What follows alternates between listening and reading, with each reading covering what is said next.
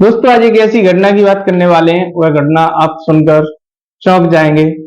एक मित्र अपने मित्र के प्रेम प्रसंग को सुलझाने के चक्कर में उसका नाराज प्रेमी उसी की हत्या कर देता है। नमस्कार, आदाब, सत श्री अकाल। मैं पंकज कुमार, चर्चा विद पंकज पर हाजिर हूँ आज एक ऐसी कहानी के साथ कि दोस्तों ये बेंगलुरु की घटना है।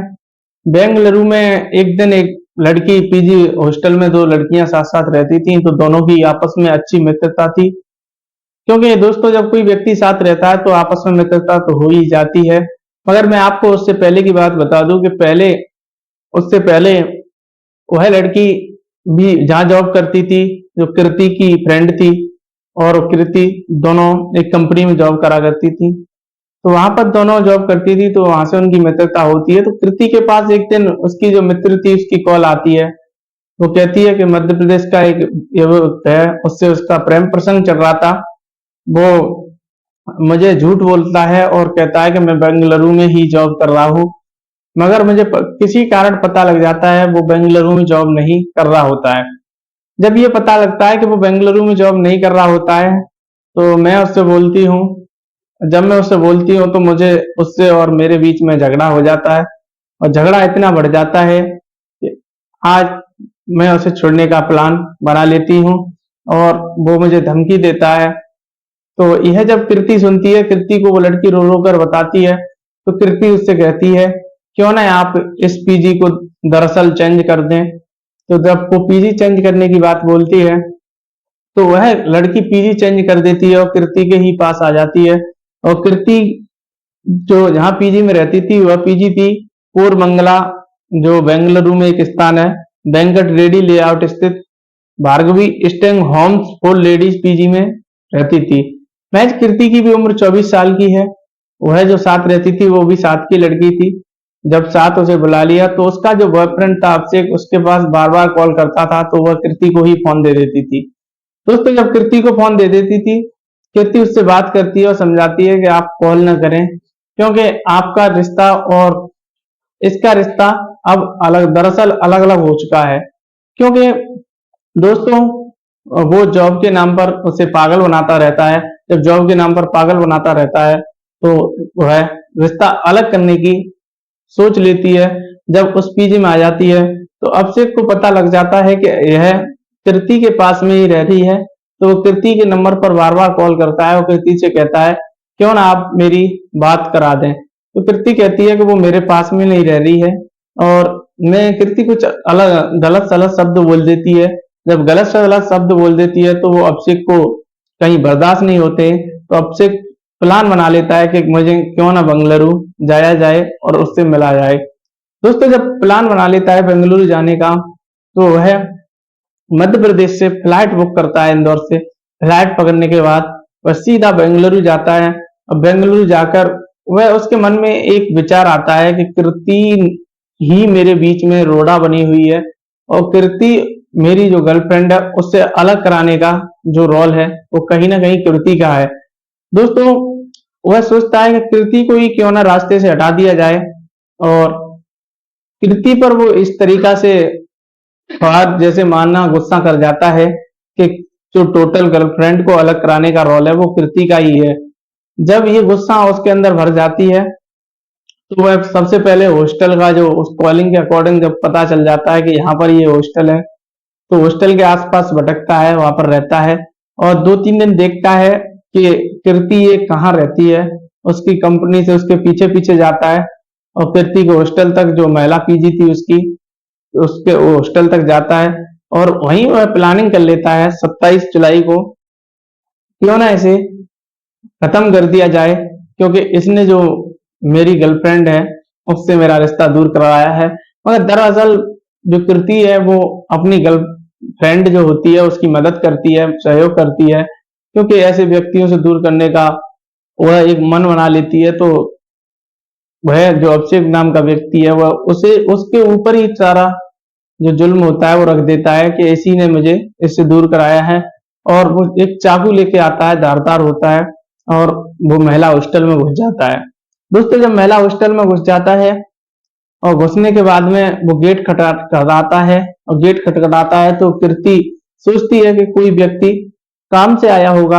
और दोस्तों जब वो देखती है और अभिषेक उसके दरवाजे पर खड़ा होता है, जब अभिषेक दरवाजे पर खड़ा होता है तो उसके पैरों तले जमीन खिसक जाती है। और जब तक अभिषेक से वो पूछती है कि आप क्यों यहाँ पर आए हैं, क्या रीजन है, जब यह बात पूछती है तो अभिषेक उसके बाल पकड़कर कृति को घसीटता हुआ ले जाता है। वो चिल्लाती है, हॉस्टल की अन्य लड़कियां देखती हैं मगर कोई भी लड़की उसके पास नहीं आती है, क्योंकि दरअसल पास इसलिए नहीं आती है, सभी वहां पर रहने वाली लड़कियां डर जाती हैं। उसके हाथ में चाकू होता है, चाकू होने के कारण सभी इतनी भयभीत हो जाती हैं, किसी के मुंह से कोई आवाज भी नहीं निकलती है।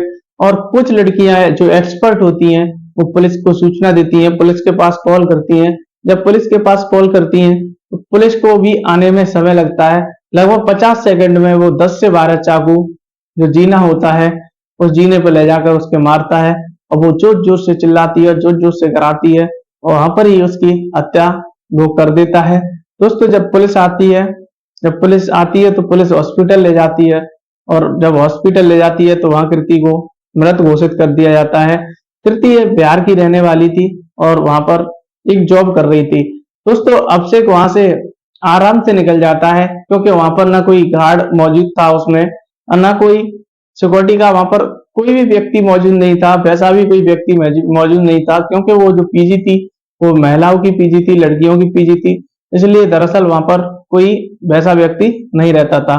वहीं दोस्तों जब यह बात कृति के घर वालों को पता लगता है तो कृति के घर वाले और जो पुलिस प्रशासन वहां का होता है वो सतर्क होता है और सचेत होता है। तो पुलिस प्रशासन अभिषेक को ढूंढने में लग जाता है और अभिषेक का जब पता लगता है तो पुलिस प्रशासन अभिषेक को गिरफ्तार कर लेता है।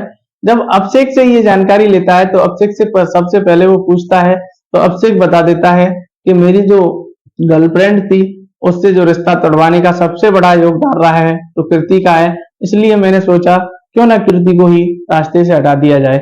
दोस्तों दरअसल कृति के घर वाले और हॉस्टल जो प्रबंधन होता है उस पर लापरवाही का कहीं ना कहीं क्वेश्चन उठाते हैं, जब प्रश्न उठाते हैं लापरवाही का, और जब लापरवाही का प्रश्न उठाया जाता है तो हॉस्टल प्रशासन का कोई वहां पर व्यक्ति मौजूद नहीं था, इसलिए हॉस्टल प्रशासन पर भी वहां का जो प्रशासन होता है कहीं ना कहीं शिकंजा कसता है। और दोस्तों वो भोपाल से, जो अभिषेक भोपाल का रहने वाला था, भोपाल से जाकर वहां वह चक्कर काटता रहता है, पहले सब डिटेल लेता है, उसके बाद में दोस्तों उसकी हत्या कर देता है। कृति और कृति की जो मित्र थी वो दोनों एक ही कंपनी में जॉब करती थी, जो सहेली और वो दोनों एक ही कंपनी में जॉब करती थी। अभिषेक की जो गर्लफ्रेंड थी वो कृति के मोबाइल से कभी कभी बात कर लेती थी और दूसरे पीजी में जब शिफ्ट करवा देती है कृति तो कृति की दोस्त ने उसे कहा अभिषेक तुम्हें फोन करे तो मत उठाना और उससे कोई बात मत करना। तो कृति ऐसा ही करती है और ऐसा ही कह देती है कि मेरे पास आप कॉल ना करो तो अच्छा रहेगा। दोस्तों जब ये बात अभिषेक से कहती है तो अभिषेक को ये बात कहीं ना कहीं नागवार गुजरी और गुस्से से बौखला उठती है। जब वो गुस्से से बौखला उठता है तो वो मर्डर का ही प्लान कर लेता है। जब मर्डर का प्लान कर लेता है उसे लगता है कि उसके गर्लफ्रेंड को भड़काने में कहीं ना कहीं कीर्ति का सबसे बड़ा रोल है, इसलिए वो इस वारदात को अंजाम देता है। फ्लाइट से भोपाल से बेंगलुरु जाकर वो चाकू से गोदकर उसकी हत्या कर देता है। दोस्तों 23 जुलाई की रात को पीजी में सभी लड़कियां अपने अपने कमरे में मौजूद होती हैं।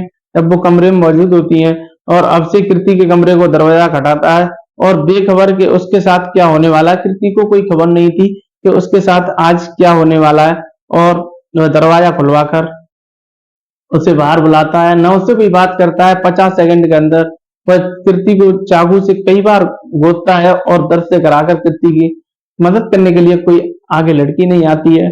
जब कोई लड़की नहीं आती है तो दोस्तों कृति वहीं पर दम तोड़ देती है। दोस्तों दम तोड़ देती है, ऐसा माहौल बन जाता है हॉस्टल के अंदर कि सभी लड़कियां एक तरीका से ये सामने देखकर डर जाती हैं। जब डर जाती हैं, डर का ऐसा कारण बन जाता है कि सभी हॉस्टल प्रबंधन और सभी लड़कियां भयभीत हो जाती हैं। दोस्तों जब पुलिस को ये भनक लगती है तो पुलिस 27 जुलाई को अभिषेक को गिरफ्तार कर लेती है और अक्षय सीधे सीधे शब्दों में बोल देता है कि कृति की वजह से मेरा रिलेशन टूटा, इसलिए मैंने कृति की हत्या कर दी। दोस्तों, आपको यदि वीडियो अच्छा लगे तो चैनल को सब्सक्राइब करना, कमेंट में अपनी राय जरूर देना। धन्यवाद।